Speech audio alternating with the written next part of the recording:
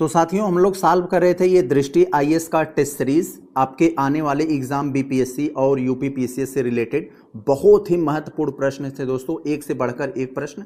इसका हम लोगों ने पहला प्रैक्टिस टेस्ट सॉल्व कर लिया था 2 पार्ट में। दूसरा प्रैक्टिस टेस्ट हम लोग सॉल्व कर रहे थे, पार्ट ए हम लोगों ने यानी आधा प्रश्न को निपटा लिया था। बाकी का जो आधा बचा था मैं कहा था इसको पार्ट बी में करवाऊंगा, तो यही पार्ट बी को हम लोग निपटाने जा रहे हैं। शुद्ध रूप से हिस्ट्री के प्रश्न हैं दोस्तों, तो जितने भी आपके प्रश्न यहाँ पर हैं सब के सब हिस्ट्री से हैं। एक से बढ़कर एक प्रश्न है, जिस लेवल से अब तक एग्जाम में पूछे गए हैं उन्हीं से संबंधित सारे आयोगों के महत्वपूर्ण प्रश्न को इसमें डाला गया है। तो आप अंत तक देखेंगे, एक एक प्रश्न को देखिएगा, आपका बहुत सारा फैक्ट कंसेप्ट, बहुत सारे आप यहाँ पर चीज़ें आपको याद होंगी। तो यहाँ पर चले हम लोग देखते हैं पहला प्रश्न में जो आपसे पूछा जा रहा है। पहले प्रश्न में तो आपसे पूछा जा रहा है कि निम्नलिखित में से किसने आत्मसम्मान आंदोलन की शुरुआत किया था। तो दोस्तों पूछा जा रहा है आत्मसम्मान आंदोलन की शुरुआत किसने किया था। तो ये शुरू किए थे दोस्तों ई रामास्वामी। तो ई रामास्वामी के बारे में आप लोग जानते हैं, इन्होंने साउथ इंडिया में यानी दक्षिण भारत में आत्मसम्मान आंदोलन की शुरुआत किया। ये आत्मसम्मान आंदोलन क्या था दोस्तों, कि जो दलित समुदाय के लोग थे उनके साथ जो उत्पीड़न होता था छुआछूत को लेकर, अन्य तरह के भेदभाव को लेकर, उनको एक सम्मान देने के लिए उन्होंने साउथ इंडिया में आत्मसम्मान आंदोलन शुरू किया था। तो आपको याद रखना चाहिए ई रामास्वामी साउथ इंडिया में हुआ था। नाम से ही आप देख सकते हैं साउथ इंडिया वालों का नाम भी कुछ इस तरह का होता है, रामास्वामी, कृष्णस्वामी, रेड्डी, तो आप समझ जाएंगे। यहाँ देखें हम लोग दो साथियों 77 में जो आपको दिया गया है मराठी समाचार पत्र केसरी। तो दोस्तों आप लोग जानते हैं बाल गंगाधर तिलक महाराज से जो समाचार पत्र उनका था महत्वपूर्ण, एक केसरी था। केसरी किस भाषा में था, मराठी में। और उनका एक और महत्वपूर्ण समाचार पत्र था दोस्तों मराठा। तो नाम से लग रहा है ये मराठा था, मराठी भाषाओं में होगा, लेकिन ये इंग्लिश में था। तो ये कई बार पूछा जाता है कि मराठा उनका किस भाषा में था, तो इंग्लिश में, और मराठी केसरी, और केसरी किस भाषा में था, मराठी में। तो याद रखे रहेंगे, ये पहले मैंने बता दिया। तो बाल गंगाधर तिलक होंगे यहाँ पर, ऑप्शन नंबर बी हो जाएगा। तो जो ब्रिटिश शासन की नीतियों का बहुत प्रखर आलोचक था, यानी अंग्रेजी शासन का विरोध करते थे, अपने आलोचना करते थे अपने लेखन के माध्यम से, और यह किसके द्वारा किया गया था, तो बाल गंगाधर तिलक के द्वारा। आगे अगर हम लोग ये 78 वाले को देखें तो यहाँ आपसे पूछा जा रहा है निम्नलिखित में से किस वकील ने असहयोग आंदोलन के दौरान अपनी वकालत को छोड़ दिया था। तो आप लोग को पता होना चाहिए, हिस्ट्री आप लोग पढ़े होंगे। असहयोग आंदोलन दोस्तों जो हुआ था वो 1920 से 1922 के लगभग 20 चला था। 5 फरवरी के बाद वही चौरी चौरा कांड जो गोरखपुर में हो गया, तो उसकी वजह से गांधी जी ने इसको बंद कर दिया। बंद होने के दोस्तों कारण बहुत सारे युवा, बहुत सारे नेता जो उनके साथ थे गांधी जी से बहुत ज़्यादा विरोध करने लगे, और बहुत सारे लोगों ने इससे दूरी बना लिया। तो उस समय के जो दोस्तों महत्वपूर्ण वकील थे मोतीलाल नेहरू, सीआर दास, राजगोपालचारी, इन सब ने असहयोग आंदोलन के दौरान अपनी वकालत भी छोड़ी थी। तो ऑप्शन नंबर आपका डी हो जाएगा, उपर्युक्त में से सभी, ऑप्शन नंबर डी। एक चीज़ और पूछा जाता है कि असहयोग आंदोलन के बंद होने के बाद जो स्वराज दल बनाया था तो किसने बनाया था, तो मोतीलाल नेहरू और सीआर दास ने मिलकर एक स्वराज दल भी बनाया था 1923 में। तो ये सबको याद रखेंगे, जो जो पूछा जाता है वो सारे आपको इन्फॉर्मेशन में देता जा रहा हूँ कि कोई भी आपसे छूटे ना। मैं सिर्फ प्रश्न नहीं बताने आया हूँ, आप लोग जानते हैं प्रश्न तो दमदार है ही, लेकिन प्रश्न के साथ आप थोड़ा सा और चीज़ें साइड में जान लेंगे तो आपका कंसेप्ट क्लियर हो जाएगा, चीज़ें आपको रिवाइज हो जाएंगी। आगे यहाँ पर अगर हम लोग देखें 79 में, तो आपसे जो पूछा जा रहा है कि ब्रिटिश भारत में प्रांतीय स्वायत्ता किस अधिनियम के द्वारा लागू की गई। तो प्रांतीय स्वायत्ता के बारे में पूछा जा रहा है। प्रांतीय स्वायत्ता का मतलब दोस्तों यहाँ पर ये है कि इस अधिनियम 1900 एक्ट, इंडिया एक्ट 1965 के माध्यम से निर्वाचित सरकारें जो है राज्यों को दोस्तों, विधानसभाओं को उत्तरदायी दिया गया।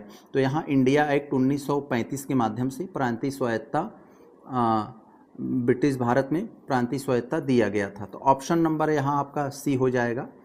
आगे देखें जरा हम लोग यहाँ 80 वाले में, तो आपको यहाँ पर जो दिया है थोड़ा सा, ये आपको क्रोनोलॉजी में प्रश्न दिया है, क्योंकि दोस्तों आजकल क्रोनोलॉजी का प्रश्न आयोग बहुत सारे पूछ रहे हैं, चाहे वो बीपीएससी हो या यूपीपीएससी हो, सब पूछ रहे हैं। तो यहाँ पर आपसे यही पूछा जा रहा है, ब्रिटिश भारत विजय से संबंधित, भारत पर ब्रिटिश भारत ने अपने इंडिया पर ब्रिटिश भारत ने जो विजय किया, तो उससे संबंधित निम्नलिखित युद्धों को सही कालक्रम में आपको व्यवस्थित करना है। तो कालक्रम बताना है तो आपको डेट याद होगा मेरे भाई, प्लासी का युद्ध 1757 आप लोग जानते हैं। बक्सर का युद्ध जिसमें अंग्रेज़ों को पूरी तरीके से छूट मिल गई भारत लूटने की, तो यह है 1764 में। तो और मीर जाफ़र के गद्दारी के कारण। और यहाँ पर दोस्तों वांडीवास तो आप लोग जानते हैं साथियों, वांडीवास तो ये 64 के पहले था, 1760 में वांडीवास किससे हुआ था? तो ये कर्नाटक युद्ध इसे कहा जाता है, तीसरा जो कर्नाटक युद्ध है उसके दौरान हुआ था। तो अंग्रेज़ों और जो फ्रांसीसी सेनाओं के बीच हुआ था। और श्रीरंगपट्टनम की संधि आप लोग जानते हैं, तो इसमें टीपू जो सुल्तान था उसकी मृत्यु हो गई थी। आंग्ल मैसूर का जो चौथा युद्ध था 1799 में, उसमें हुआ था। तो स्वाभाविक सी बात है ये चौथा वाला सबसे अंत में जाएगा, तो चौथा वाला सबसे अंत में ही है। और सबसे पहले कौन रहेगा? तो सबसे पहले ये पहला वाला रहेगा, प्लासी का युद्ध, ये सबसे पहले है। तो एक सबसे पहले होना चाहिए, तो इसमें नहीं है, इसमें नहीं, इसको आप हटा दो। इन्हीं दोनों में से कोई उत्तर होगा। तो एक के बाद हमारा क्या आएगा? 3 आना चाहिए। तो एक के बाद 3 आएगा, तो ऑप्शन नंबर आपका बी बनेगा। बहुत अच्छा। कि निम्नलिखित में से किस एक्ट के द्वारा बम्बई और मद्रास के गवर्नरों को बंगाल के गवर्नर जनरल के अधीन कर दिया गया था? तो दोस्तों सिंपल सा प्रश्न है ये, रेगुलेटिंग एक्ट 1773 आप लोग जानते हैं कि उस समय ब्रिटिश सरकार में बहुत बड़ा संशोधन था दोस्तों, सुधार था। ये क्या था कि रेगुलेटिंग एक्ट 1773 में आप जानेंगे कि इसकी बहुत सारी विशेषताएं हैं, जिनमें आपको पहली विशेषता यह देखने को मिलती है, इसमें जो बंगाल के गवर्नर था दोस्तों, बंगाल के गवर्नर था, तो उसको बंगाल का गवर्नर जनरल कर दिया गया था। तो बंगाल का गवर्नर जनरल, तो एक तो ये था। तो इसी जब बंगाल का गवर्नर जनरल किया गया, तो इसी में दोस्तों बम्बई और मद्रास के गवर्नरों को इनके अधीन कर दिया गया। एक तो ये विशेषता है। दूसरा, जो सुप्रीम कोर्ट के उस समय स्थापना हुई थी इसी के एक्ट के तहत हुआ था, ये इसमें बहुत ज़्यादा महत्वपूर्ण है, तो इसे याद रखे रहेंगे, कई बार ये पूछा गया है। आगे अगर हम लोग यहाँ देखें 82 में, तो देखिए इसमें आपसे पूछा जा रहा है कि निम्नलिखित में से किस चार्टर एक्ट ने भारत के साथ व्यापार पर ईस्ट इंडिया कंपनी के एकाधिकार को समाप्त कर दिया? तो दोस्तों एकाधिकार समाप्त कर दिया था ये चार्टर एक्ट 1813, लेकिन कुछ लिमिटेड की छूट दिया गया था, जैसे चाय और टीन के व्यापार के साथ, तो यहाँ इसमें छूट मिली थी, लेकिन ये 1833 में ये भी ख़त्म कर दिया गया था। तो इसको आप यहाँ याद रखे रहेंगे, यहाँ पर इसको यहाँ पर ख़त्म कर दिया गया था 1813 के एक्ट का। और ये 1813 वाला ये एक्ट हमारे लिए और ज़्यादा महत्वपूर्ण है, क्योंकि दोस्तों इसी एक्ट के तहत ईसाई जो मिशनरी थे उसमें भारत में खुलेआम ईसाई धर्म का प्रचार प्रसार करने के लिए खुली छूट मिल गई थी। और इसी का एक और महत्वपूर्ण सवाल बनता है कि जो कहा जाता है कि 1 लाख रुपये प्रतिवर्ष भारतीय शिक्षा और साहित्य पे खर्च करने का, तो इसी एक्ट के तहत हुआ था। तो ये आप थोड़ा ध्यान रखेंगे यहाँ पर। आगे यहाँ हम देखें 83 वाले में, तो आपसे जिसमें पूछा जा रहा है कि भारत में ब्रिटिश आर्थिक नीतियों के प्रभाव, जो भारत में ब्रिटिश अंग्रेज अपनी आर्थिक नीतियाँ बनाते थे उसके प्रभाव का विश्लेषण करने वाली पुस्तक the economic history of India, ये किसके द्वारा लिखी गई थी? तो दोस्तों RC दत्त के द्वारा, रमेश चंद्र दत्त के द्वारा ये लिखी गई थी। ऑप्शन नंबर यहाँ पर ये डी हो जाएगा, RC दत्त। कभी कभी इनका फुल फॉर्म में नाम देता है तो लोग कंफ्यूज हो जाते हैं, रमेश चंद्र दत्त। आगे यहाँ पर हम लोग देखें 84 वाले में, तो यहाँ पर आपसे पूछा जा रहा है कि ब्रिटिश भारत में रैयतवाड़ी भूराजस्व व्यवस्था का विकास मुख्यतः किन ब्रिटिश अधिकारियों के द्वारा किया गया? बहुत अच्छा सवाल है, इसमें 3 सवाल बनते हैं। एक दोस्तों पूछा जाता है अस्थाई बंदोबस्त पूछा जाता है, अस्थाई बंदोबस्त की शुरुआत किसने किया? दूसरा पूछा जाता है दोस्तों रैयतवाड़ी, रैयत का मतलब होता है दोस्तों कि किसान होता है, रैयतवाड़ी व्यवस्था। और इसमें तीसरे में जो पूछा जाता है महालवाड़ी, महाल का मतलब गांव के मुखिया के द्वारा। तो यहाँ पर ये लॉर्ड कॉर्नवालिस आप लोग जानते हैं, ये तो अस्थाई बंदोबस्त संबंधी था, ये तो होगा नहीं। इसमें आपसे रैयतवाड़ी जो पूछा जा रहा है तो थॉमस मुनरो और अलेक्जेंडर रीड के द्वारा शुरू किया गया था, ऑप्शन नंबर बी। और यहाँ पर हॉल्ट मैकेंजी है, ये हॉल्ट मैकेंजी वाला महालवाड़ी व्यवस्था से संबंधित है। तो महालवाड़ी तो इसको याद रखे रहेंगे तीनों, आपको तीनों को मैं बता दिया। तो यहाँ पर सारी इन्फॉर्मेशन आप याद रखे रहेंगे।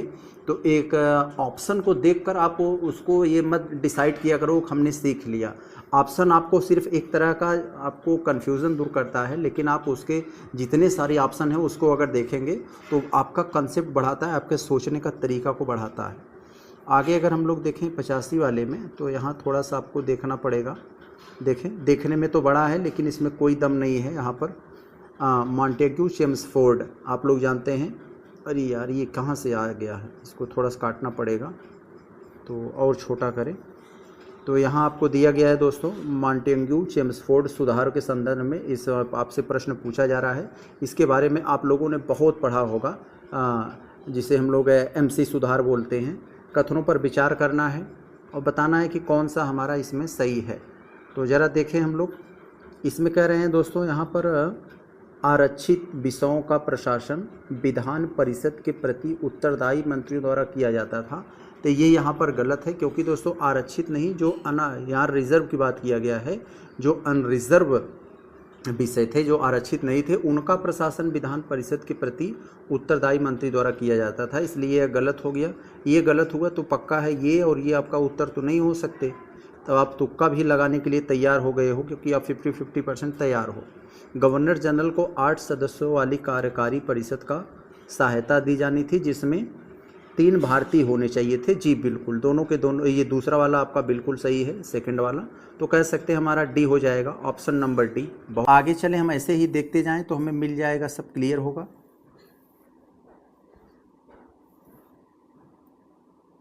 तो हम लोग प्रश्न संख्या अगर 86 वाले को अगर देखते हैं, तो आपसे पूछा जा रहा है, आपको कथन दिया गया है 2, उन पर विचार करके आपको बताना है कि कौन सा सही है। तो ज़रा हम लोग देखें, अगर पहला वाला को अगर हम लोग पढ़ते हैं तो यहाँ पर आपको दिया गया है कि जिन्ना ने संयुक्त अंतरिम सरकार के ब्रिटिश प्रस्ताव को अस्वीकार करने के बाद प्रत्यक्ष कार्यवाही दिवस का आह्वान किया था। तो बिल्कुल किया था, इसमें कोई डाउट नहीं। ये जो आपका पहला वाला कथन है ये बिल्कुल सही है। यहाँ से ये हमारा ये तो सही निकल गया। यहाँ अब हम लोग अगर देखें दूसरे वाले में, तो यहाँ कह रहे हैं प्रत्यक्ष कार्रवाई दिवस की घोषणा 3 जून 1947 को किया गया था। तो नहीं मेरे भाई, ये बात यहाँ पर आपकी गलत हो गई। अगर आप लोग अच्छे से अगर पढ़े होंगे ये जो आज़ादी के मतलब थोड़ा सा पहले वाली जो सिचुएशन थी, उसमें आपको सारा चीज़ निकल जाएगा। प्रत्यक्ष कार्रवाई तो 46 में था, 47 यहाँ कहाँ से आ गया।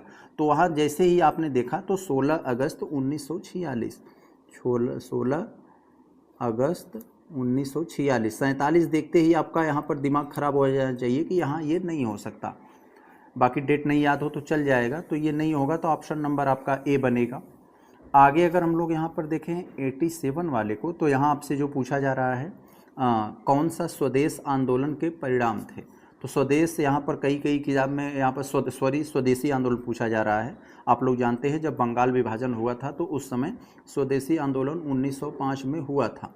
तो ये उस समय का बहुत ही एक्सट्रीम लेवल का ये आंदोलन था।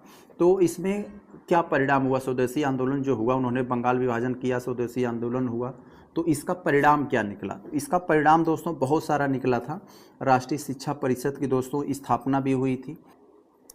और अगर आप यहाँ पर दूसरा वाला ज़रा देखो, सर्वेंट्स ऑफ इंडिया सोसाइटी, इसकी स्थापना दोस्तों आप लोग जानते हैं, इसकी स्थापना तो गोपाल कृष्ण गोखले ने किया था ना, गोपाल कृष्ण गोखले। तो ये इनका संबंध स्वदेशी आंदोलन से नहीं था। तो हालांकि इसका स्थापना जो हुआ था 1905 में ही हुआ था, आपको कंफ्यूज करने के लिए दिया है, 1905 में ही इसकी स्थापना हुआ था, लेकिन ये स्वदेशी आंदोलन से इसका कोई कनेक्शन नहीं था। तो गोपाल कृष्ण गोखले ने जो किया था, तो ये यहाँ पर नहीं होगा, यानी जिसमें 2 आएगा आप उस विकल्प को काट दोगे। तो यहाँ पर 2 है, इसको काट सकते हो, इसको काट सकते हो, और यहाँ पर तो 1 है तो 1 इसमें ही नहीं है। तो स्वाभाविक सी बात है, आपको पता चल गया, आपका उत्तर ए हो जाएगा, यानी 1, 2 और 4। तो राष्ट्रीय उद्योग 1, 2, 1, 3, 4, तो राष्ट्रीय उद्योग की स्थापना, नेशनल कॉलेज ऑफ कलकत्ता की स्थापना, यस। तो ऑप्शन नंबर आपका यहाँ पर ये हो जाएगा। बहुत अच्छा। तो कलकत्ता में नेशनल कॉलेज की स्थापना हुई थी। तो यहाँ पर पूछा जाता है एक सवाल कि यहाँ पर प्राचार्य के रूप में किसने कार्य किया था, तो अरविंद घोष ने किया था। तो ये भी याद रखे रहेंगे यहाँ पर। आगे अगर हम लोग देखें यहाँ 88 वाले को, तो देखिए 88 में जो आपसे यहाँ पर पूछा जा रहा है तो कह रहे हैं कि स्वदेशी आंदोलन के दौरान, स्वदेशी आंदोलन से रिलेटेड यहाँ पर जो आपसे सवाल पूछे जा रहे हैं तो इसमें कह रहे हैं निम्नलिखित नेताओं में से किसने यह घोषणा की थी कि राजनीतिक स्वतंत्रता किसी राष्ट्र के जीवन का प्राण है। तो स्वदेशी आंदोलन के दौरान किस नेता ने ये कहा था कि राजनीतिक स्वतंत्रता किसी राष्ट्र के जीवन का प्राण है, यह किसने कहा था? तो साथियों अरबिंदो घोष ने कहा था। तो ऑप्शन नंबर आपका डी हो जाएगा, अरबिंदो घोष ने ही कहा था। 1905 और 8 के बीच जो आंदोलन हुआ था उसमें कहा था उन्होंने। तो ऑप्शन नंबर आपका ये डी हो जाएगा। आगे अगर हम लोग यहाँ पर देखें 89 में तो इसमें आपसे पूछा जा रहा है कि निम्नलिखित में से किस समाचार पत्र में क्रांतिकारी गतिविधियों का समर्थन किया था। तो जो क्रांतिकारी गतिविधियाँ थी उस समय, जो 1905 का आंदोलन चल रहा था स्वदेशी आंदोलन, तो उस समय और बाकी और सभी क्रांतिकारी गतिविधियों में इसका समर्थन कौन किया था, तो यहाँ पर उसके बारे में पूछा जा रहा है। तो संध्या ने भी किया था। ये जो समाचार पत्र है किसी व्यक्ति का नाम नहीं है, किस समाचार पत्र ने किया था, तो संध्या ने भी किया था, युगांतर ने भी किया था और काल नाम की एक पत्रिका थी उन्होंने भी किया था। स्थान की बात किया जाए दोस्तों तो ये संध्या और युगांतर, ये संध्या और युगांतर दोनों वेस्ट बंगाल से संबंधित थे, यानी बंगाल से, और ये काल तो महाराष्ट्र से संबंधित था। तो यहाँ पर ये भी पूछ लेगा कभी, तो आप याद रखे रहेंगे तीनों का योगदान था। तो ऑप्शन नंबर आपका यहाँ पर ये डी होगा। तो अगर हम लोग ये प्रश्न संख्या 90 वाले का अगर हम लोग ध्यान से देखें तो इसमें भी आपसे भारत सरकार अधिनियम 1919 के संबंध में सवाल पूछ रहे हैं।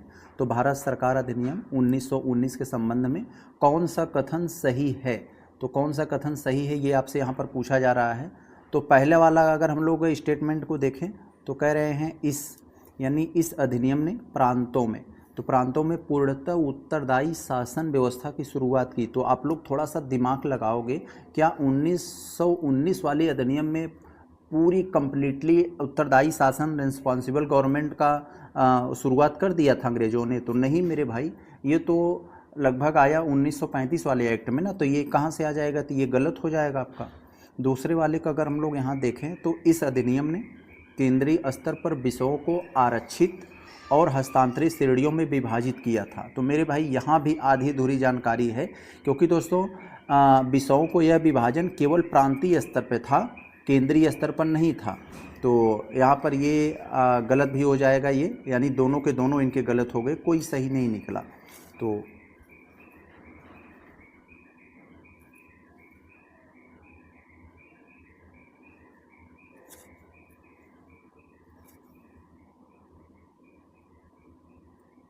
तो यहाँ इनका ये प्रश्न ऑप्शन नंबर आपका डी हो जाएगा, कोई सही नहीं है। अगर हम लोग यहाँ देखें थोड़ा ध्यान से, अगर 90 वाले का अगर हम लोग यहाँ देखें, जैसे ये 91 में, तो आपसे इनसे पूछा जा रहा है कि आपको कुछ जोड़े दिए गए हैं। एक तरफ आपको कुछ संगठन का नाम है और दूसरी तरफ उनकी स्थापना। तो इसमें कौन सा आपका जो आपको यहाँ पर मिला के बताना है यहाँ पर कि कौन सा सही नहीं है, सॉरी यहाँ पर कौन सा सही है। तो जो सही है उन्हीं को आप बताएंगे। तो अखिल भारतीय किसान सभा की स्थापना आप लोग जानते हैं 1936 में। तो ये वाला चीज़ तो आपका यहाँ पहला एकदम सही हो जाएगा। इसके बारे में तो मेरे भाई आप लोग जानते हैं ना, किसानों को आर्थिक शोषण से बचाने के लिए इसकी स्थापना किया गया था। तो ये बात बिल्कुल सही है। और यहाँ पर दूसरा वाला हम देखें, तेभागा आंदोलन से संबंधित बात यहाँ की जा रही है। तेभागा आंदोलन के कह रहे हैं 1942 से 45। तो दोस्तों ये बात थोड़ी सी यहाँ पर गलत है, 1946 से 47 था। तो ये 1946 से 47 के बीच हुआ था तेभागा आंदोलन। तो यहाँ पर ये वाला बात यहाँ पर गलत हो गई। तो बाकी ये दूसरा गलत हो गया। तो दो हमारे विकल्प नहीं होना चाहिए, दो नहीं होना चाहिए, तब कौन होगा, बचे यही आपका। तो आप एलिमिनेशन मेथड से आपने सही कर लिया। आगे ज़रा हम लोग अगर देखें तो यानी आपका ये तेलंगाना वाला भी सही है और पहला सही है। आगे अगर हम लोग यहाँ पर देखें अगर 92 वाले में, तो यहाँ थोड़ा सा ध्यान देंगे अगर, तो यहाँ पर जो आपको दिया गया है अल्फांसो डी अल्बुकर्क, तो ये फ्रांसीसी जो वहाँ पर ये अधिकारी था उसी का नाम है ये अल्फांसो डी अल्बुकर्क। के संदर्भ में आपको कुछ पूछा जा रहा है और बताना है आपको स्टेटमेंट के माध्यम से सही कौन सा नहीं है। तो यहाँ पर थोड़ा सा आप ध्यान देंगे, सॉरी कौन सा सही है, और नीचे दिए गए हमें सही कोटेशन को चुनना है। तो यहाँ थोड़ा ध्यान देंगे, स्टेटमेंट पहले वाले में अगर देखें तो कह रहे हैं उसने भारत में, भार नहीं है, ये भारत है। उसने भारत में पुर्तगाल के गवर्नर के रूप में फ्रांसिस्को डी अल्मीडा का स्थान लिया था। तो फ्रांसिस्को डी अल्मीडा का स्थान लिया था, तो ये बिल्कुल लिया था, इसमें कोई डाउट नहीं। इसके पहले फ्रांसिस्को डी अल्मीडा था, तो इसके बाद ये कौन आया, अल्फांसो डी अल्बुकर्क। तो अल्बुकर्क को ही वास्तविक संस्थापक पुर्तगालियों का, पुर्तगाल शासन का अस्थाई यानी परमानेंट शासक यही अल्बुकर्क ही माना जाता है। और दूसरे वाले का अगर देखें तो पुर्तगाल के लिए हिंद महासागर पर रणनीतिक नियंत्रण सुनिश्चित किया, तो ये भी बात यहाँ पर इनका सही है। दोनों के दोनों अल्फांसो दी अल्बुकर्क से संबंधित हैं, तो यहाँ पर आपका सी हो जाएगा, दोनों के दोनों सही हैं।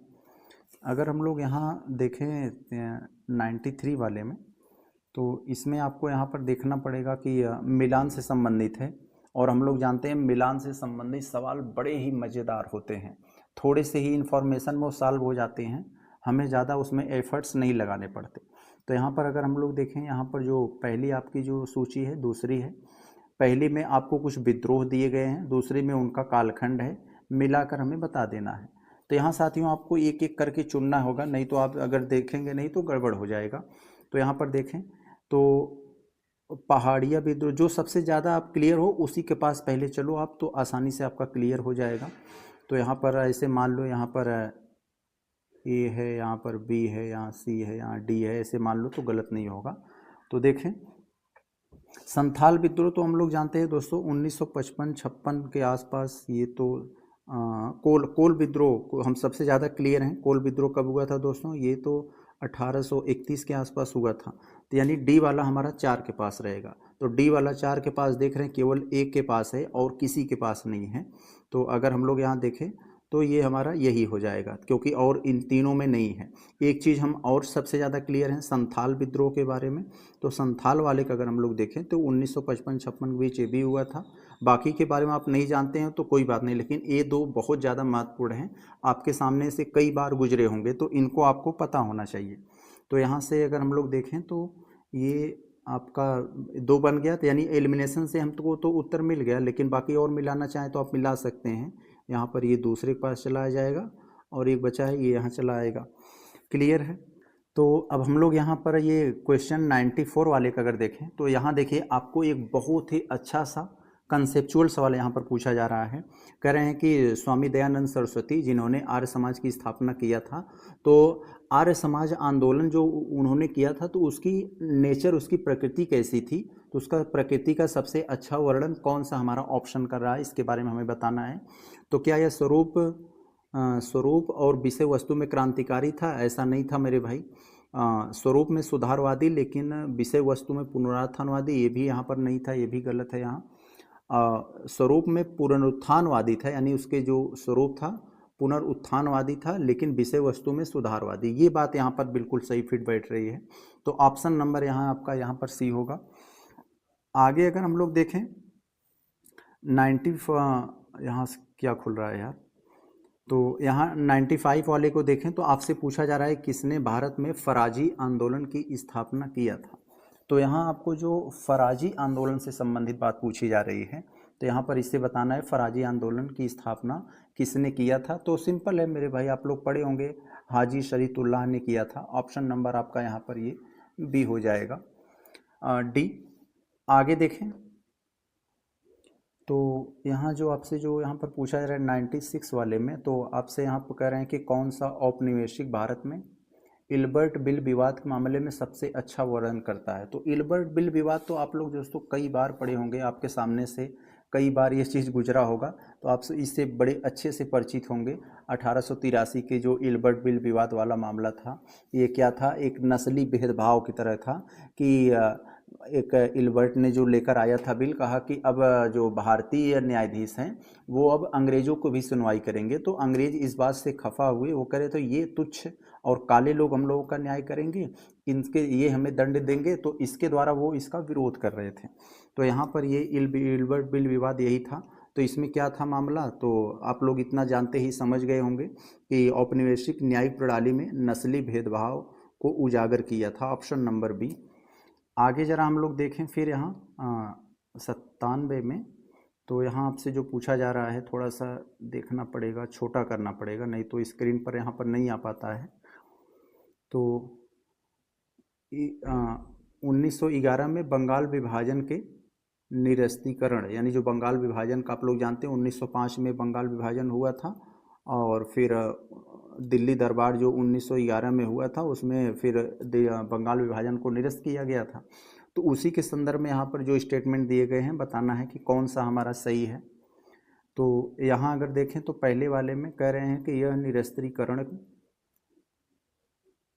वायसराय हार्डिंग द्वितीय, जो सेकंड वाला है, तो जो दूसरा वाला हार्डिंग द्वितीय था तो उसके कार्यकाल के दौरान किया गया था। तो यस, ये बात तो बिल्कुल यहाँ पर सही है। और आगे देखें तो कह रहे हैं निरस्त्रीकरण के पश्चात बिहार तथा उड़ीसा को बंगाल में विलय किया गया था। तो नहीं मेरे भाई, यहाँ पर ऐसा कुछ नहीं था, बंगाल बिहार में यहाँ पर नहीं, जबकि असम और कुछ राज्य वहाँ पर किए गए थे, तो लेकिन बंगाल बिहार का यहाँ पर मामला नहीं था। तो ये गलत हो जाएगा। तो ये गलत होगा तो आपका यहाँ पर दूसरा जहाँ पर 2 है वो आपके ऑप्शन में नहीं हो पाएगा। तो स्वाभाविक सी बात है आपका उत्तर ए बनेगा। अब यहाँ पर तीसरे वाले हम तो कन्फर्म है, ये हमारा सही है।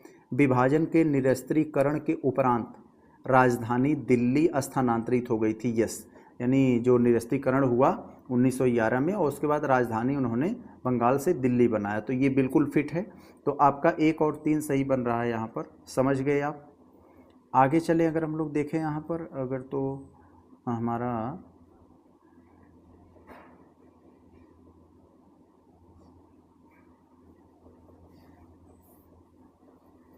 अब देखिए प्रश्न संख्या 98 में हमें जो भारत सरकार अधिनियम 1915 के बारे में पूछा जा रहा है। तो भारत सरकार अधिनियम 1915 के संबंध में कौन सा सही है जरा देखते हैं, हमें सही उत्तर देना है।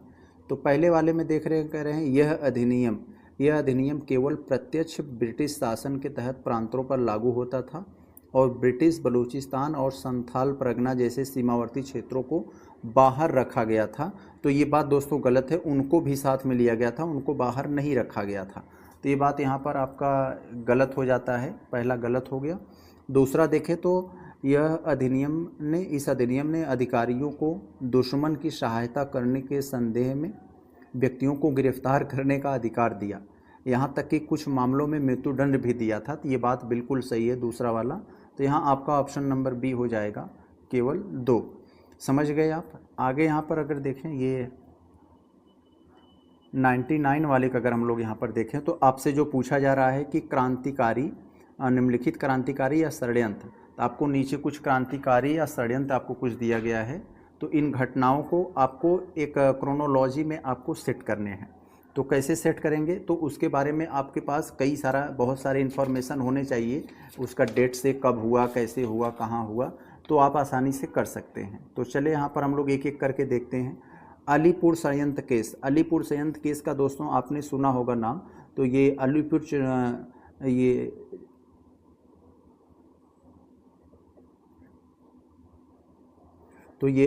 केस संयंत्र के बारे में आप लोगों ने सुना होगा ना। 1908 में अलीपुर संयंत्र केस हुआ था दोस्तों, इसके बारे में तो आपको पता ही होगा। तो अरविंदो घोष और बारिंद कुमार घोष इसमें शामिल थे।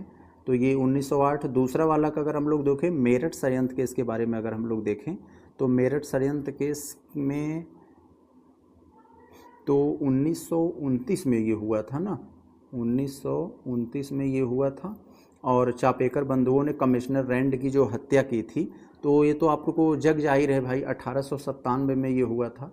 1897 चापेकर बंधुओं ने जो एक प्लेग कमिश्नर था तो उसको उन्होंने मार दिया था। तो ये 1897 में। और कानपुर बलवेशिक षड्यंत्र केस, इसको तो आप जो जानते ही होंगे 1924 में।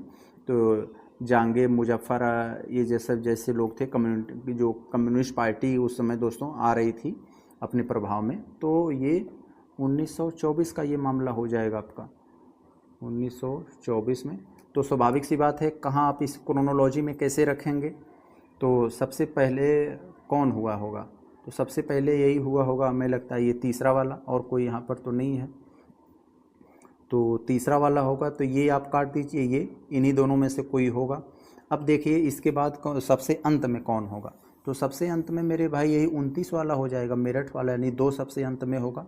3 सबसे पहले, 2 सबसे अंत। कम मेहनत में कम समय में आप यहाँ पर उत्तर निकाल सकते हैं। आप कितने तेज हैं इस बात से आप मान्य नहीं रखेगा, आप जो अच्छे से गोला भर के आएंगे वही आपको बताएगा कि आप अंदर हैं कि या बाहर हैं। आगे देखें अगर हम लोग 100वें वाले में, तो यहाँ पर जो आपसे पूछा जा रहा है कि 1916 में भारतीय राष्ट्रीय कांग्रेस लखनऊ अधिवेशन के संबंध में कौन से कथन सही हैं। तो 1916 को जो भारतीय राष्ट्रीय कांग्रेस हुआ था दोस्तों, लखनऊ अधिवेशन, उसके संबंध में क्या है। तो दोस्तों बहुत कुछ हुआ था उस समय, बहुत है अपने आप में, ये समय बहुत ज़्यादा उस समय का इम्पोर्टेंट था। इसमें क्या हुआ था कि नरम दल गरम दल एक हुए थे और कांग्रेस और लीग में भी समझौता हुआ था, तो बड़ा ही इम्पोर्टेंट रहा था। यहाँ देखिए इस अधिवेशन की अध्यक्षता मजूमदार ने किया था, तो ये बात यहाँ पर बिल्कुल सही है।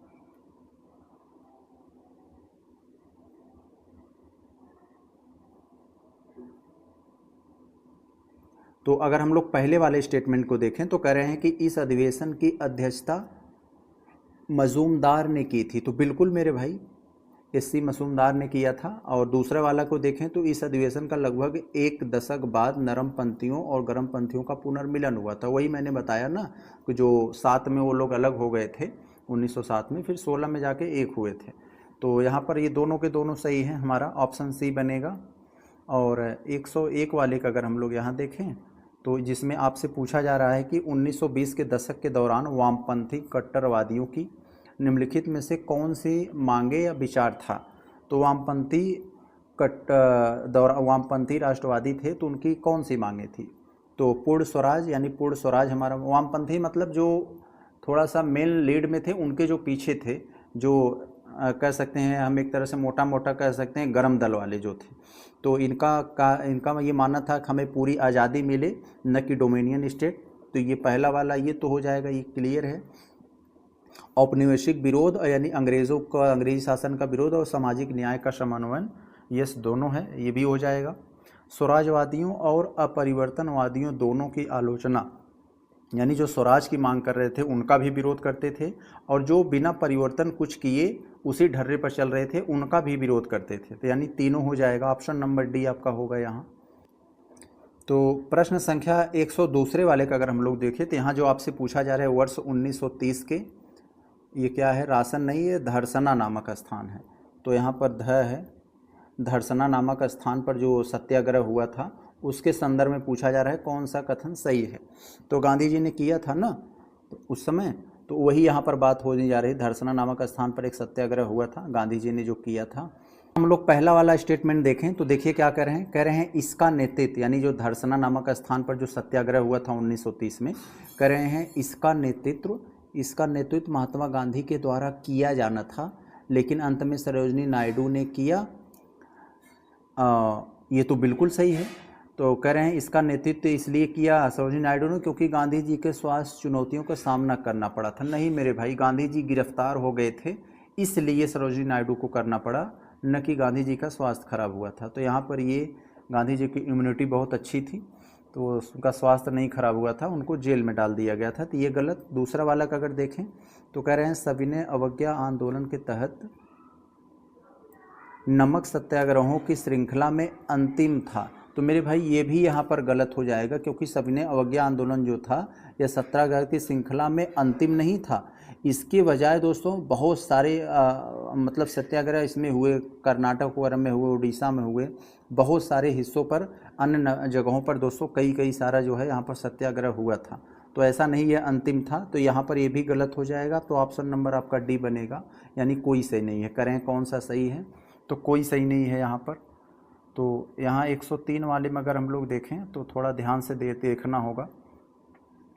तो कह रहे हैं कि डॉक्टर बाबा साहब अम्बेडकर, यहाँ पर ऐतिहासिक योगदान, बाबा साहब अम्बेडकर का ऐतिहासिक योगदान के संबंध में आपको कुछ यहाँ पर इन्फॉर्मेशन दी गई है कथन के रूप में। तो हमें बताना है कि कौन सा हमारा सही होगा ऑप्शन। तो पहला वाला का अगर देखें तो उन्होंने 1936 में दलित वर्गों और औद्योगिक श्रमिकों के हितों का प्रतिनिधित्व करने के लिए स्वतंत्र लेबर पार्टी की स्थापना किया। तो बिल्कुल किया था मेरे भाई, कोई डाउट नहीं इसमें, एकदम चकाचक सही है। अब दूसरा वाला स्टेटमेंट को देखें तो 1927 में डॉक्टर अंबेडकर ने दलित वर्गों के अधिकार और समस्याओं के संबंध में जागरूकता बढ़ाने के लिए समाचार पत्र बहिष्कृत भारत का शुभारंभ किया था। तो यस, बहिष्कृत भारत का शुभारंभ किया था उन्होंने, इसीलिए। तो यहाँ पर ये आपका दूसरा भी सही हो जाएगा, यानी आपका ऑप्शन सी बनेगा। समझ गए आप।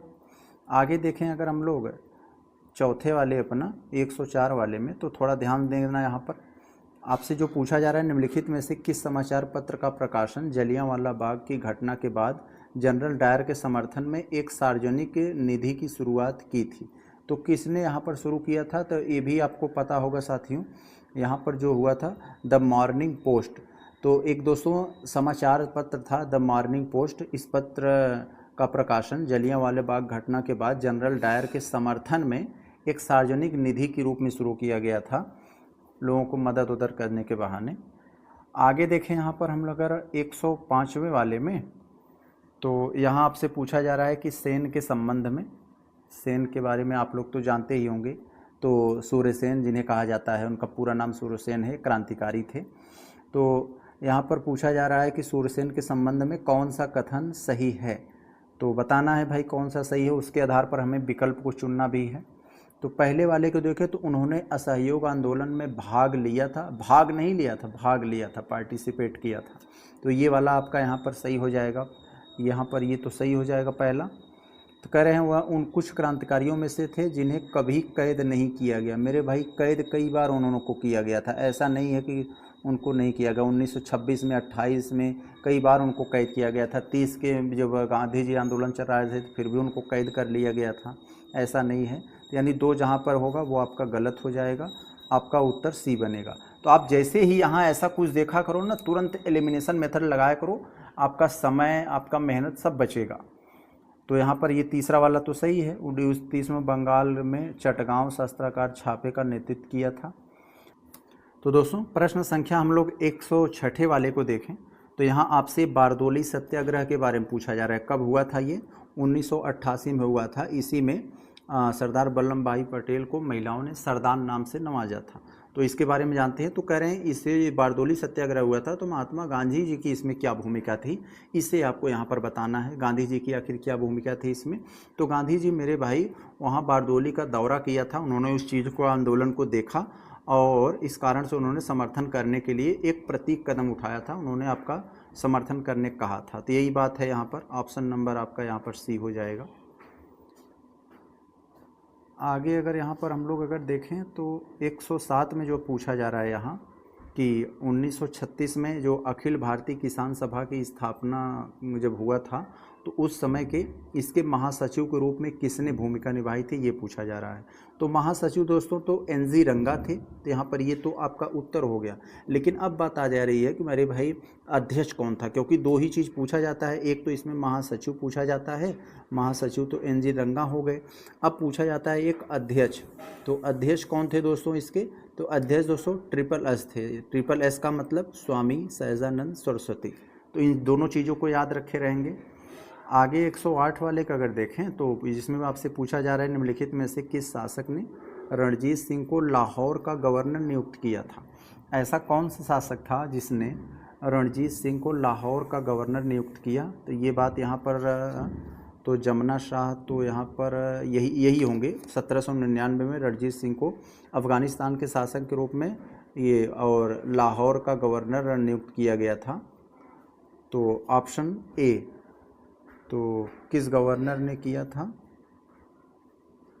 किस शासक ने रणजीत सिंह को?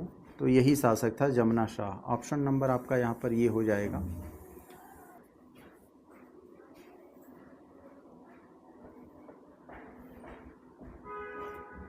तो दोस्तों प्रश्न संख्या अगर हम लोग 109 वाले को देखें तो देखिए यहाँ पर आपसे पूछा जा रहा है नई तालीम के संबंध में कौन सा कथन सही है, तो उस हिसाब से आपको सही ऑप्शन चुनना है। तो दोस्तों यहाँ नई तालीम का मतलब क्या है इसको जान लेंगे। नई तालीम का मतलब जिसे आज के समय में जो बेसिक शिक्षा के रूप में हम लोग जानते हैं, तो उस समय यह अंग्रेजी शासन समय उस समय यही थी, एक तरह से बेसिक शिक्षा थी। तो इसके संबंध में कह रहे हैं कि नई तालीम की शुरुआत 1937 में वर्धा में जाकिर हुसैन समिति के द्वारा की गई थी। तो ये बात बिल्कुल सही है, कोई डाउट नहीं इसमें। नई तालीम का मुख्य विचार था कि गतिविधि से गतिविधि के माध्यम से सीखना, तो बिल्कुल सही। तो यहाँ पर आपका सी हो जाएगा, दोनों के दोनों सही हैं। आगे अगर थोड़ा सा इसमें दोस्तों ब्लर हो गया है तो थोड़ा सा आप एडजस्ट कर लेना, मैं बोल दे रहा हूँ, आप बोल कर सुनेंगे तो आपको कई सारा चीज़ यहाँ पर याद हो जाएगा। तो कह रहे हैं कौन सा वर्नाकुलर प्रेस एक्ट, निम्नलिखित में से कौन सा वर्नाकुलर प्रेस एक्ट 1878 की एक प्रावधान विशेषता था। तो यहाँ पर वर्नाकुलर प्रेस एक्ट आप लोग जानते हैं कि इसमें ये किया गया था कि अब जो मतलब बहुत सारे लोग अंग्रेज़ों की आलोचना कर रहे थे अपनी अपनी लोकल भाषाओं में, तो अंग्रेज़ों ने कहा कि अब केवल इंग्लिश में जो छपेंगे, अब बाकी लैंग्वेज में अब नहीं छपेंगे। तो उन्होंने यही किया कि अंग्रेज़ी में रहेगा तो ज़्यादा से ज़्यादा लोग पढ़ नहीं पाएंगे, इसीलिए था यहाँ पर। तो केवल अंग्रेजी प्रकाशनों को निशाना बनाया गया, तो ऐसा नहीं था। जो यहाँ पर लोकल लैंग्वेज में छपते थे उन पर यह किया गया। जिला मजिस्ट्रेटों प्रकाशों की जमानत राशि जब्त कर सकता था। तो यस, यही है उनके छापे खाने को। तो देखें यहाँ पर जो 111 में करें कौन सा 1857 के विद्रोह का प्रत्यक्ष प्रभाव नहीं था। तो 1857 का विद्रोह का जो आपको सीधा प्रभाव नहीं था उसके बारे में बताना है। तो प्रत्यक्ष ब्रिटिश शासन की शुरुआत हुई, तो ये बात तो बिल्कुल सही नहीं है, ये प्रभाव तो नहीं था। राज्य विलय नीति का अंत हुआ, यस, उन्होंने कहा भी कि अब हम राज्यों का विलय नहीं करेंगे, तो ये भी सही, ये भी तो यहाँ पर था। अब यहाँ पर कह रहे हैं कौन सा नहीं था ना, तो हमें नहीं वाले को पकड़ना है।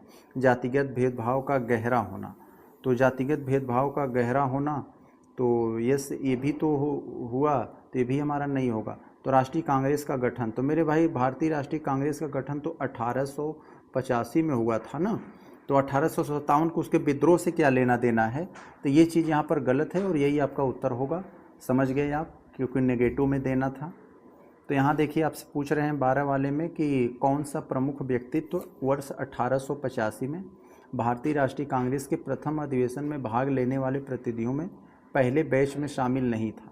तो भारतीय 1885 में जो भारतीय राष्ट्रीय कांग्रेस का गठन हुआ था उस समय, तो उसके पहले अधिवेशन में कौन से ऐसे थे जो उनको पहले बैच में शामिल नहीं थे, यानी पहले वाले अध्यक्षता में शामिल नहीं थे, ये यहाँ पर हमें बताना है। तो तेलंग भी थे, सुब्रमण्यम अय्यर भी थे, एओ ह्यूम तो था ही, जानते हैं। तो इसका मतलब ये तीनों थे, तो यही डी वाले नहीं थे, सुरेंद्र बनर्जी। तो सुरेंद्र बनर्जी के बारे में दोस्तों कहा जाता है, आप लोग जानते हैं, पहले इसके जान लीजिए कि 1885 में जो हुआ था, यो व्योमेश चंद्र बनर्जी ने इसकी अध्यक्षता किया था, व्योमेश चंद्र बनर्जी ने। तो आप लोग जानते हैं बनर्जी साहब ने इसकी अध्यक्षता किया था, ये तो एक पूछा जाता है। और यहाँ पर जो यहाँ पर ये पूछा जाता है इसमें,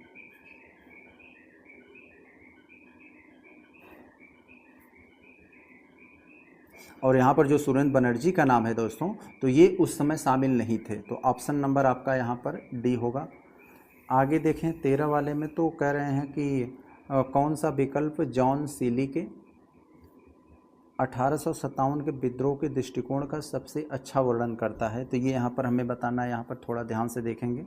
तो यहाँ पर स्वार्थी सिपाही विद्रोह, ऑप्शन नंबर ये सी वाला है, यही हो जाएगा, क्योंकि जॉन सीले ने जो था दोस्तों एक ब्रिटिश इतिहासकार थे। तो 1857 के विद्रोह को एक स्वार्थी विद्रोह, स्वार्थी सिपाही विद्रोह बता दिया था। क्यों? क्योंकि उनका ये मानना था कि ये जो विद्रोह हुआ है, ये कुछ सिपाही लोग अपने स्वार्थ के लिए विद्रोह किए हैं, इसलिए उन्हें स्वार्थी सिपाही विद्रोह नाम बता दिया था जॉन सीले ने। कहीं कहीं सीले, यहाँ पर सीले लिख दिया है, और कई जगह कई सारी किताब में इनको जॉन सीले इनका नाम है, जॉन सीले। तो याद रखे रहेंगे इनको, स से सीले, स से स्वार्थी, इन्होंने ऐसा बताया था। तो हमारा 13 हो गया। 14 वाले का अगर देखें तो यहाँ पर मिलान से संबंधित है, तो हम लोग बड़े अच्छे से मिलान वाले को क्रैक करेंगे। थोड़ा सा ध्यान देखना, यहाँ पर आपको दिया है व्यक्ति और यहाँ पर भूमिका। तो किस व्यक्ति की कौन सी भूमिका थी इसके बारे में, तो नाना साहब जानते हैं, कानपुर में ये पेशवा घोषित हुए, और जनरल बहादुर शाह जो है दिल्ली में नाममात्र के सम्राट बने, और जनरल बाकी जहाँ आपको कन्फ्यूज, देखें इतने से काम बन रहा है, हम थोड़ा कंफ्यूज हो रहे हैं बाकी दोनों में। तो ए वाला हमारा ए पर और डी वाला 4 पर, तो बाकी ऐसा कहीं नहीं है, सिर्फ ए के पास है, तो इसका मतलब सही हम है, तो बिल्कुल सही है। अब ये जनरल बख्त खान दिल्ली में सैन्य कमांडर और हेनरी लॉरेंस लखनऊ में ब्रिटिश निवासी। बिल्कुल सही मिला दिया हमने, ऑप्शन नंबर आपका ए हो जाएगा। तो चले हम लोग आगे देखें अगर 15 वाले में, तो देखें यहाँ पर आपसे जो पूछा जा रहा है 15 वाले में पूछा जा रहा है कि आपसे पूना पैक्ट के बारे में। तो यहाँ पर जो पूना थोड़ा सा ब्लर हो गया है, पूना पैक्ट के संबंध में कौन सा कथन सही है हमारा, तो बताना है हमें। चलें, 24 सितंबर 1932 को हस्ताक्षर किए गए थे, तो बिल्कुल इसमें कोई डाउट नहीं।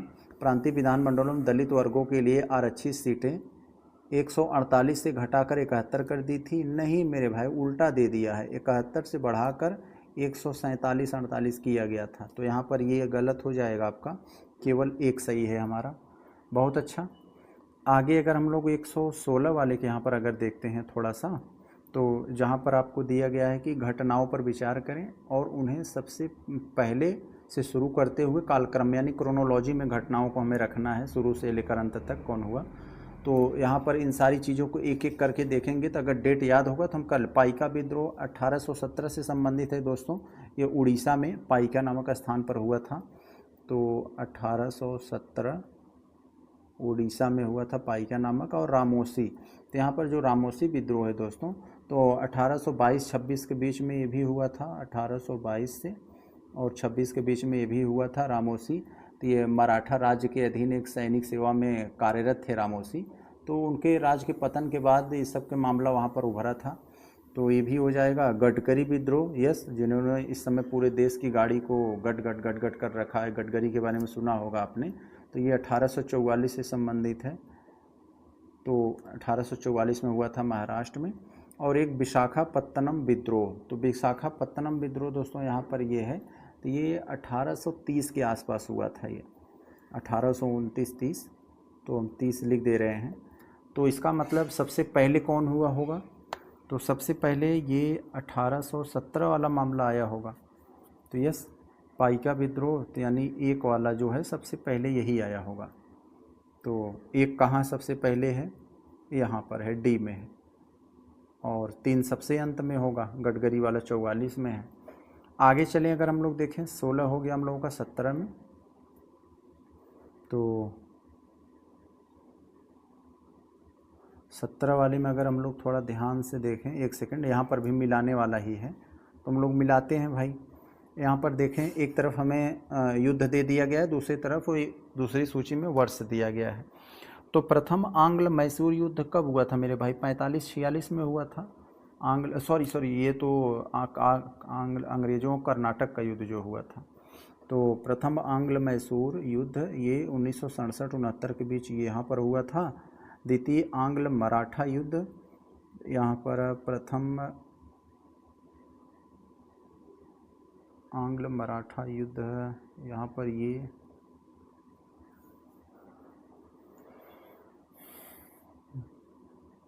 आंग्ल मराठा युद्ध, ये जो दोस्तों,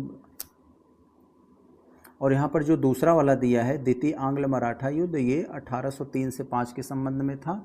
और तीसरा आंग्ल मराठा युद्ध कब हुआ था दोस्तों, तीसरा आंग्ल मराठा युद्ध को देखेंगे तो इसके लगभग 13-14 साल बाद, यानी ये पर हमारा आ जाएगा 1817-19 के आसपास। बाकी बचा एक है प्रथम आंग्ल सिख युद्ध, प्रथम अंग्रेज़ों और सिखों का युद्ध हुआ था, वो 1845-46 में। तो आपका ऑप्शन ए बन जा रहा है यहाँ पर। आगे अगर हम लोग 18 वाले को देखें, तो यहाँ थोड़ा सा देखिए यहाँ पर क्या बन रहा है, ध्यान देंगे आप लोग। अगस्त प्रस्ताव, अगस्त प्रस्ताव के बारे में आपने बहुत सारी इन्फॉर्मेशन जानी होगी, उसके बारे में पढ़ा होगा साथियों। अगस्त प्रस्ताव के बारे में कौन सा कथन हमारा सही है, उसके हिसाब से हमें सही उत्तर देना है। देखें ज़रा हम लोग, तो यहाँ हमें दिया है लॉर्ड वेवेल, यहाँ लॉर्ड लिखा है। लॉर्ड वेवेल ने अगस्त 1940 में अगस्त प्रस्ताव की घोषणा किया था, तो बिल्कुल किया था, इसमें कोई डाउट नहीं। इसमें भारत के लिए डोमिनियन स्टेट को उद्देश्य प्रस्ताव के रूप में पारित किया जाना था, तो ऐसा कुछ नहीं था। तो यहाँ पर ये आपका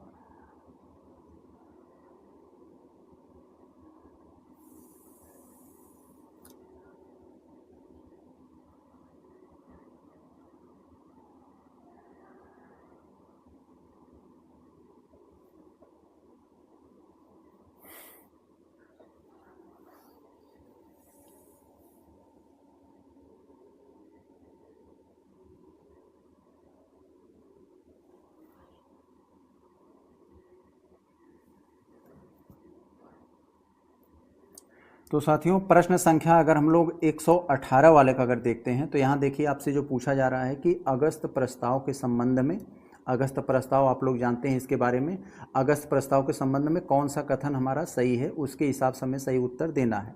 तो दोस्तों अगस्त प्रस्ताव को अगर हम लोग जानते हैं तो लॉर्ड लिनलिथगो इससे संबंधित था, 1940 में हुआ था, लेकिन ये लॉर्ड लिनलिथगो था, वेवेल नहीं था। तो ये यहाँ पर लॉर्ड वेवेल दे दिए हैं, 1940 डेट तो सही है, लेकिन ये वायसराय यहाँ पर गड़बड़ है, तो एक गड़बड़ हो गया, एक गड़बड़ है, तो इसका मतलब हमारा ये वाला तो नहीं हो सकता, ना ये वाला हो सकता है। तो आगे देखें तो इसमें भारत के लिए डोमिनियन स्टेट को उद्देश्य प्रस्ताव शामिल किया जाना था, यस, ये दूसरा वाला सही है हमारा, ऑप्शन नंबर ए बनेगा। आगे 19 वाले को देखें अगर, तो हमारा जो कह रहे हैं 1857 के विद्रोह के एक दृश्य को दर्शाती है। 1849 की कलाकृति रिलीफ ऑफ लखनऊ किसने बनाई थी? तो रिलीफ ऑफ लखनऊ किससे संबंधित है दोस्तों? रिलीफ ऑफ लखनऊ यानी लखनऊ की राहत 1859 में टॉमस जॉन्स बर्कर द्वारा बनाया गया था। तो टॉमस जॉन्स बर्कर यहाँ पर है, ऑप्शन नंबर यहाँ पर बी होगा। आगे अगर देखें 120 वाले में तो लॉर्ड रिपन के स्थानीय स्वशासन संकल्प आप लोग जानते हैं, आज का जो हमारा लोकल बॉडीज़ का जो ये जो एक तंत्र है ये लॉर्ड रिपन के द्वारा ही बनाया गया था 1882 में। तो यहाँ पर 1882 हो जाएगा। 1882 के संबंध में कौन सा सही है तो ज़रा देखें। तो स्थानीय स्वशासन में अधिकांश सदस्य गैर सरकार यानी नॉन ऑफिशियल तथा अधिकांश निर्वाचित होने की सिफारिश की थी। तो यस बिल्कुल, इसमें कोई डाउट नहीं है। तो ये वाला बात तो यहाँ पर सही है हमारा। दूसरा वाला का अगर हम लोग देखें तो इसने स्थानीय निकायों की अध्यक्षता गैर सरकारी सदस्यों द्वारा किए जाने तथा सरकारी हस्तक्षेप न्यूनतम रखने का प्रस्ताव दिया था। तो यस ये भी सही है हमारा। तो यहाँ पर इनका दोनों के दोनों सही हो जाएगा। 120 का हमारा जो होगा वो दोनों का दोनों हो जाएगा। कहाँ है? यहाँ पर है। तो ऑप्शन नंबर यहाँ पर आपका ये सी हो जाएगा। तो दोस्तों ये जितना भी हम लोगों ने अभी जो हमारा पार्ट 2 था, ये दूसरे टेस्ट सीरीज़ का पार्ट बी था, बड़े अच्छे से हम लोगों ने यहाँ पर स्टैटिक वाले पोर्शन को निपटा दिया। अब इसके बाद हमारे जो 30 प्रश्न हैं, क्योंकि 150 प्रश्न होते हैं, तो ये 30 हमारे करंट अफेयर्स के हैं। तो इसके जस्ट बाद हम सारी जो करंट अफेयर्स टेस्ट सीरीज बेहतरीन टेस्ट सीरीज की हैं, चाहे वो PW को हो या दृष्टि IAS, ध्येय IAS, सारे स्रोतों से हमने इकट्ठा करके बहुत ही बेहतरीन करंट अफेयर्स का दोस्तों एक क्वेश्चन का टेस्ट बनाया है। अभी जस्ट इसको बनाने के बाद, इसको अपलोड करने के बाद हम उसको रिकॉर्ड करके वो भी अपलोड कर देंगे। तो सारा करंट अफेयर्स एक सीरीज़ में रहेगा, तो आपके लिए बेटर रहेगा। तो आज से हमारा ये स्टैटिक्स हम 2 ही करवाएंगे पहले। अब हम दोस्तों मेन हमारा फोकस रहेगा करंट अफेयर्स पर, क्योंकि आजकल दोस्तों जितने भी स्टैटिक वाले प्रश्न आ रहे हैं ना, वो भी आपको करंट अफेयर्स से जोड़ देगा। अगर आप करंट की चीज़ें नहीं जानते रहेंगे तो आप नहीं समझ पाएंगे कि कहाँ से प्रश्न पूछेगा। तो करंट्स के जानते रहेंगे तो आपको अंदाज़ा लग जाएगा हाँ यहाँ से स्टैटिक वाले प्रश्न आ सकते हैं। तो चले हम लोग मिलते हैं अपने करंट वाले भाग में। नमस्कार।